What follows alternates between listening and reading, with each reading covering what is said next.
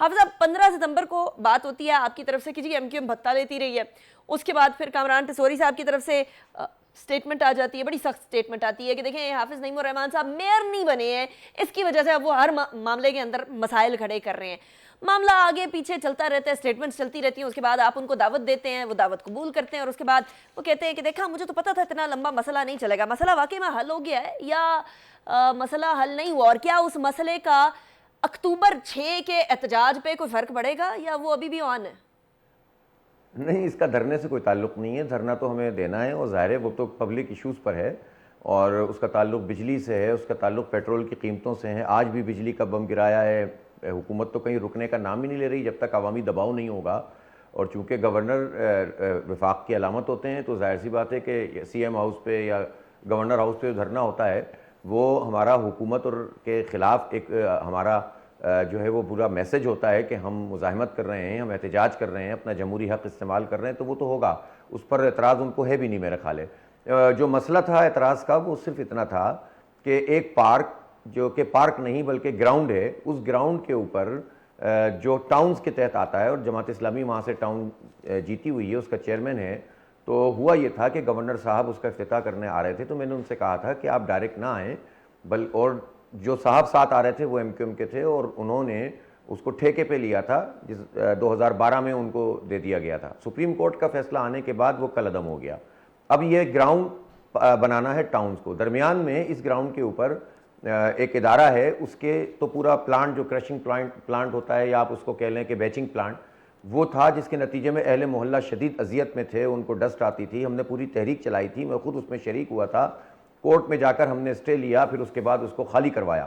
اتنی بڑی ایفرٹ کے بعد کوئی 15 سال پہلے جو چائنا کٹنگ اور اس سب چیزوں میں جس طرح سے پارکوں پہ قبضہ ہوتا تھا، گراؤنڈز پہ قبضہ ہوتا تھا، اسی تسلسل میں ایم کیو ایم کے ایک سینئر ممبر کو اگر وہ دیا جا رہا ہو کہ آپ اس پہ کمرشل ایکٹیویٹی کریں، تو اس کا راستہ ہم نے روکا.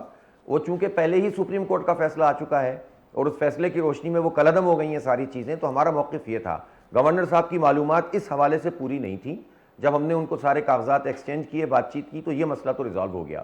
لیکن آپ کو یہ بات معلوم ہے کہ جمہوری اور سیاسی عمل میں اختلاف کرنا، اپنے حق کی آواز بلند کرنا، چاہے اس کا کسی بھی پارٹی کے خلاف وہ جاتا ہو، حکومت کے خلاف جاتا ہو، تو اس کا حق ہمیں حاصل ہے. تو اچھے ماحول میں ہم نے گفتگو کی، اور ہم نے کہا کہ غیر ضروری جو تکرار ہوتی ہے اس کو ختم کیا جائے. مسئلہ یہ ہے کہ جہاں آپ کہیں کوئی مسئلہ اٹھاتے ہیں یا مسئلے پر آواز بلند کرتے ہیں، تو سب سے پہلا تھا نا آپ کو ایک ہی ملتا ہے کہ دیکھیں نا آپ میئر نہیں بن سکے، اس لیے آپ سارے کام روکنا چاہ رہی ہیں. یہ کب تک سنیں گے آپ؟ نہیں، وہ جب تک سنیں گے، جب تک یہ قبضہ ختم نہیں ہوگا. اصل میں کیوں میئر بننا چاہ رہا تھا؟ کراچی کے عوام چاہ رہے تھے نا. انہوں نے ووٹ ڈالے، اور انہوں نے سب سے زیادہ ووٹ دیے جماعت اسلامی کو، اور ان کے دوسرے نمبر نہیں بلکہ تیسرے نمبر پہ بہت دور جا کر پیپلز پارٹی. اور پھر ایم کیو ایم تو اس نے آخری رات جو ہے وہ فیصلہ کیا کہ ہم تو تاب ہی نہیں لا سکتے اس الیکشن کی. ہمیں تو لوگ بری طرح مسترد کر رہے ہیں. عوامی رائے کے سائنٹیفک سرویز چھپ رہے تھے کہ ایم کیو ایم 1-2% پہ کھڑی ہوئی تھی. تو انہوں نے تو صرف اپنی عزت بچانے کے لیے کہ تو بدترین طریقے سے ہم فضل آؤٹ ہو جائیں گے، تو انہوں نے بائیکاٹ کیا. اب انہیں صوبائی اور قومی میں پتہ چل جائے گا کہ ان کی پوزیشن کیا ہے. تو جماعت اسلامی کو تو لوگ چاہتے ہیں نا کہ اس کا میئر بنے. تو یہ میرا مسئلہ تو نہیں ہے. جب لوگوں نے، اور چاہتے ہی نہیں ہے، ووٹ ڈالا ہے، جب ووٹ ڈالا ہے اور ووٹ پہ قبضہ ہوا ہے، تو اس قبضے کو چھڑانے کی جدوجہد بھی کریں گے، اور جو عوامی ایشوز ہیں ان کو اٹھائیں گے. میئر کا انتخاب یا بلدیاتی انتخاب تو اس سال ہوا ہے نا، لیکن جو ہم 8-10 سال سے لگے ہوئے ہیں کہ الیکٹرک پہ دھرنا دے رہے ہیں، احتجاج کر رہے ہیں، آپ خود ان سب چیزوں میں شریک ہو چکی ہیں. تو اس وقت تو کوئی بلدیاتی یا قومی انتخاب نہیں تھا. تو اس لیے جس کے پاس دلیل ختم ہو جاتی ہے تو وہ اس طرح کی باتیں شروع کر دیتا ہے. جب ہم کہیں کہ بھئی چائنا کٹنگ ہے، تو لوگ ظاہر ہے اس چائنا کٹنگ پہ ناراض ہوتے ہیں. دیکھیں نا، 2001 سے 2005 تک ایک بڑا چائنا کٹنگ ماسٹر یہاں موجود تھا، جس کی سرپرستی میں، سرکاری سرپرستی میں پارکوں پہ قبضہ ہوا. ہم کیوں اس وقت مخالفت کر رہے تھے جیفکو گراؤنڈ پر قبضے کی؟ اس لیے کہ پورے نارتھرن آباد کی ایک پوری بیلٹ ہے جس پر ایم کیو ایم کے زمانے میں اور ان کی میئرشپ کے 2005 سے 2009 تک اس زمانے میں جو ہے وہ پوری طرح سے جو ہے وہ قبضے کیے گئے تھے، اور چائنا کٹنگ کی گئی تھی، اور پلاٹ کاٹ کے لوگوں کو تقسیم کیے تھے. پورے شہر میں یہی کام کیا تھا. تو اب ہم یہ نہیں ہونے دینا چاہتے کہ ہمارے بچے کھیلیں گے کہاں. کراچی میں ویسے ہی بحران ہے، نہ پارک ہے نہ گراؤنڈ ہے. جو گراؤنڈ اور پارک ہوں اس پہ آپ قبضہ کر لیں، اور یا پھر آپ اس کو لے کر کمرشل ایکٹیویٹی کریں. تو ہم وہ نہیں ہونے دیں گے. اس لیے جو چائنا کٹنگ ماسٹر ہیں ان کو پریشانی شروع ہو گئی. تو ٹیسوری صاحب سے ہم نے یہ درخواست کی تھی کہ آپ گورنر ہیں، آپ کا منصب گورنر والا ہے، اور آپ اگر پارٹی کے ساتھ کھڑے ہوتے ہوئے نظر آئیں گے یعنی ان کی وکالت کرتے ہوئے یا ان کے لیے کام کرتے ہوئے تو اچھا نہیں ہے.